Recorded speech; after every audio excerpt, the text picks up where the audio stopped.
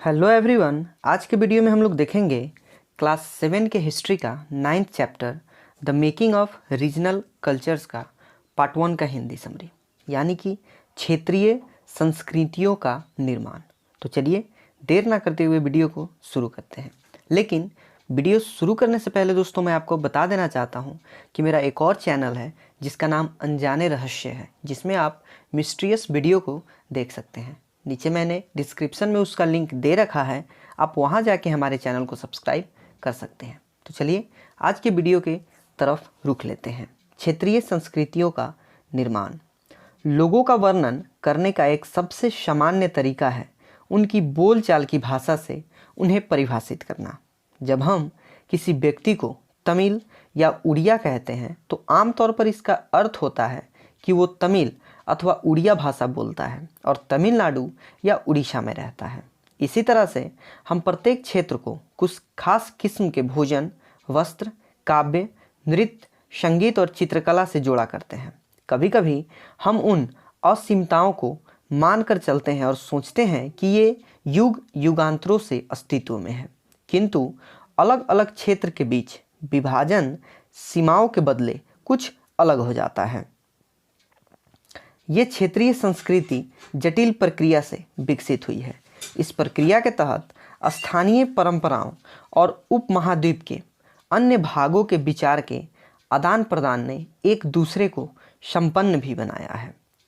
जैसा कि हम देखेंगे, कुछ परंपराएं तो कुछ विशेष क्षेत्र की अपनी है, जबकि कुछ अन्य अलग अलग क्षेत्रों में एक समान प्रतीत होती है। परंतु इसके अतिरिक्त कुछ अन्य परंपराएं एक खास इलाके के पुराने रीति रिवाज से तो निकलती है, परंतु अन्य क्षेत्र में जाकर उन्होंने एक नया रूप ले लिया है।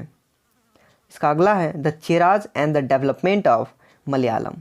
चेर और मलयालम भाषा का विकास। तो आइए अब हम लोग देखते हैं भाषा और क्षेत्र के बीच में उनके संबंध जो हैं वो क्या हैं।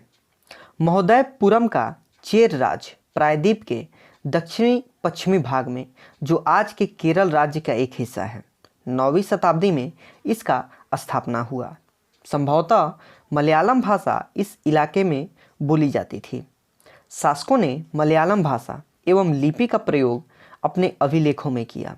वस्तुतः इस भाषा का प्रयोग उपमहाद्वीप के सरकारी अभिलेखों में किसी क्षेत्रीय भाषा के प्रयोग के सबसे पहले उदाहरण में से एक माना जाता है। इसके साथ साथ चेर लोगों ने संस्कृत की परंपराओं से भी बहुत कुछ ग्रहण किया। केरल का मंदिर रंगमंच, जिसकी परंपरा इस युग तक खोजी जा सकती है, संस्कृत के महाकाव्यों पर आधारित था। मलयालम भाषा की पहली साहित्यिक कृतियाँ, जो लगभग 12वीं शताब्दी की बताई जाती है, प्रत्यक्ष रूप से संस्कृत की ऋणी है। यह भी एक काफ़ी रोचक तथ्य है कि 14वीं शताब्दी का एक ग्रंथ लीला तिलकम, जो व्याकरण तथा काव्य शास्त्र विषयक है, मणि प्रवालम शैली में लिखा गया था। मणि प्रवालम का शाब्दिक अर्थ है हीरा और मूंगा, जो यहाँ दो भाषाओं संस्कृत तथा क्षेत्रीय भाषा के साथ साथ प्रयोग की ओर भी संकेत करते हैं। नेक्स्ट है इसका rulers and religious tradition the Jagannath cult. शासक और धार्मिक परंपरा, जगन्नाथी संप्रदाय। अन्य क्षेत्रों में जो क्षेत्रीय संस्कृतियां हैं और जो क्षेत्रीय धार्मिक परंपराएं हैं उससे विकसित हुई थी। इस प्रक्रिया का सर्वोत्तम उदाहरण है पुरी। उड़ीसा में जगन्नाथ का जो संप्रदाय है वो दुनिया का मालिक, जो विष्णु का, जिसे हम लोग कह सकते हैं, इसे ही हम लोग इसके अंतर्गत डाल सकते हैं। आज तक जगन्नाथ की काष्ठ प्रतिमा स्थानीय जनजातियों लोगों द्वारा बनाई जाती है, जिसमें यह तात्पर्य निकलता है कि जगन्नाथ मूलतः एक स्थानीय देवता थे, जिन्हें आगे चलकर विष्णु का रूप मान लिया गया। 12वीं शताब्दी में गंग वंश के एक अत्यंत प्रतापी राजा अनंत वर्मन ने पुरी में पुरुषोत्तम जगन्नाथ के लिए एक मंदिर बनवाने का निश्चय किया। उसके बाद 1230 में राजा अनंग भीम तृतीय ने अपना राज्य पुरुषोत्तम जगन्नाथ को अर्पित कर दिया और स्वयं को जगन्नाथ का प्रतिनियुक्त घोषित कर दिया।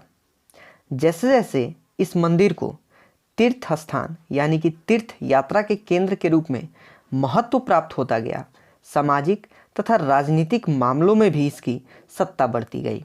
जिन्होंने भी उड़ीसा को जीता, जैसे मुगल, मराठे और अंग्रेजों जिसमें अंग्रेज में ईस्ट इंडिया कंपनी शामिल था, सबने इस मंदिर पर अपना नियंत्रण स्थापित करने का कोशिश किया। वे सब यह महसूस करते थे कि मंदिर पर नियंत्रण प्राप्त करने से स्थानीय जनता में उनका शासन जो होगा वो आसानी से स्वीकार कर लिया जाएगा।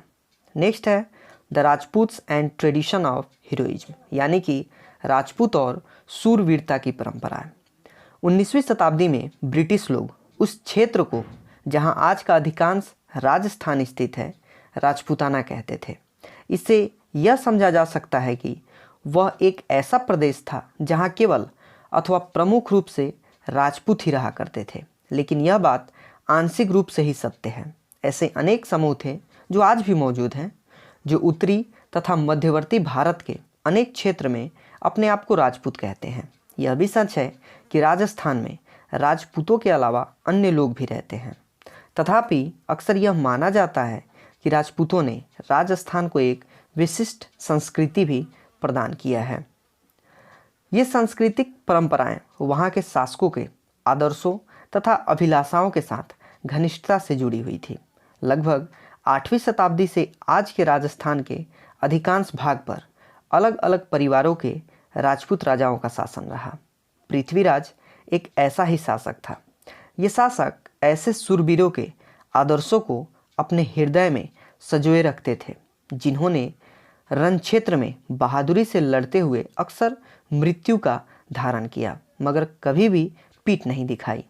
राजपूत शूरवीरों की कहानी काव्यों एवं गीतों में सुरक्षित है। ये विशेष रूप से प्रशिक्षित चारण भट्टों द्वारा गाई जाती है। यह काव्य एवं गीत ऐसे शूरवीरों की स्मृति को सुरक्षित रखते हैं और उनसे ये आशा की जाती है कि वो अन्य जनों की भी उन शूरवीरों का अनुकरण करने के लिए प्रेरित एवं प्रोत्साहित करेंगे। साधारणतः जो लोग थे वो भी इन कहानियों से आकर्षित होते थे। इन कहानियों में अक्सर नाटकीय स्थिति और स्वामी भक्ति, मित्रता, प्रेम, शौर्य, क्रोध आदि प्रबल संवेग का भी चित्रण होता था। अब हम लोग देखते हैं कि क्या स्त्रियों को भी इन कहानियों में स्थान प्राप्त था, इसके बारे में जानते हैं। तो सही बात है, उन्हें भी इसमें स्थान प्राप्त था। कभी कभी वे झगड़े के कारण के रूप में विद्यमान हैं, जब पुरुष स्त्रियों को जीतने के लिए अथवा उनकी रक्षा के लिए आपस में लड़ते थे। कहीं कहीं यह भी चित्रित किया गया है कि स्त्रियां अपने शूरवीर पतियों का जीवन मरण दोनों में अनुसरण करती थी। सती प्रथा यानी विधवाओं द्वारा अपने मृतक पतियों को चिता पर जिंदा जल जाने की प्रथा का भी कुछ कहानियों में उल्लेख पाया जाता है। इस प्रकार जो लोग शूरवीरता के आदर्शों का पालन करते थे, उन्हें अक्सर इस आदर्श के लिए अपने जीवन का बलिदान भी करना होता था। अब इसका अगला देखते हैं, beyond regional frontiers the story of Kathak, यानी कि क्षेत्रीय सीमांतों से परे कथक नृत्य की एक कहानी। यदि शूरवीरता की परंपराएं अलग अलग क्षेत्रों में अलग अलग रूपों में मिल सकती है, तो नृत्य के विषय में भी यही सच है। आइए नृत्य के एक रूप कथक के इतिहास को देखते हैं। यह नृत्य शैली उत्तर भारत के अनेक भागों से जुड़ी है। कथक शब्द कथा शब्द से निकलता है, जिसका प्रयोग संस्कृत तथा अन्य भाषाओं में कहानी के लिए किया जाता है। कथक मूल रूप से उत्तर भारत के मंदिरों में कथा यानी कहानी सुनाने वालों की एक जाति थी। ये कथाकार अपने हाव भाव तथा संगीत से अपने कथावाचन को अलंकृत किया करते थे। 15वीं तथा 16वीं शताब्दी में भक्ति आंदोलन के प्रसार के साथ कथक एक विशिष्ट नृत्य शैली का रूप धारण करने लगा। राधा कृष्ण के पौराणिक कहानियाँ लोक नाट्य के रूप में प्रस्तुत किए जाते थे, जिन्हें रामलीला कहा जाता था। रामलीला में लोक नृत्य के साथ कथक कथाकार के मूल हाव भाव भी जुड़े होते थे। मुगल बादशाहों और उनके अभिजातों के शासनकाल में कथक नृत्य राज दरबार में प्रस्तुत किया जाता था, जहां इस नृत्य ने अपने वर्तमान अभिलक्षण अर्जित किए और वह एक विशिष्ट नृत्य शैली के रूप में विकसित हो गया। आगे चलकर ये दो परंपराएं अर्थात घरानों में फला फूला, राजस्थान के राज दरबारों में और लखनऊ में। अवध के अंतिम नवाब वाजिद अली शाह के संरक्षण में यह एक प्रमुख कला रूप में उभरा। 1850 से 1875 के दौरान यह नृत्य शैली के रूप में इन दो क्षेत्र में ही नहीं बल्कि आज के पंजाब, हरियाणा, जम्मू और कश्मीर, बिहार तथा मध्य प्रदेश के निकटवर्ती इलाकों में भी पक्के तौर पर स्थापित हो गया। इसकी प्रस्तुति में क्लिक्ट तथा द्रुत पद संचालन, उत्तम वेशभूषा तथा कहानियों के प्रस्तुतिकरण एवं अभिनय पर जोर दिया जाने लगा। अनेक अन्य सांस्कृतिक गतिविधियों की तरह कथक को भी 19वीं तथा 20वीं शताब्दी में अधिकांश ब्रिटिश प्रशासकों ने नापसंद किया। फिर भी यह जीवित बचा रहा और गणिकाओं द्वारा पेश किया जाता रहा। स्वतंत्रता प्राप्ति के बाद तो देश में इसे 6 शास्त्रीय नृत्य रूप में भी मान्यता मिल गई थी। अब इसके आगे देखते हैं दोस्तों। अब हम लोग painting for patrons the tradition of miniature, यानी कि संरक्षणों के लिए चित्रकला, लघु चित्रों की परंपरा। दोस्तों इस टॉपिक से देखेंगे हम लोग अपने अगले वीडियो में। तो इस वीडियो में बस इतना ही, मिलेंगे अगले वीडियो में। तब तक हमारे चैनल पर बने रहिए और हमारे वीडियो को देखते रहिए। तब तक के लिए दोस्तों नमस्कार।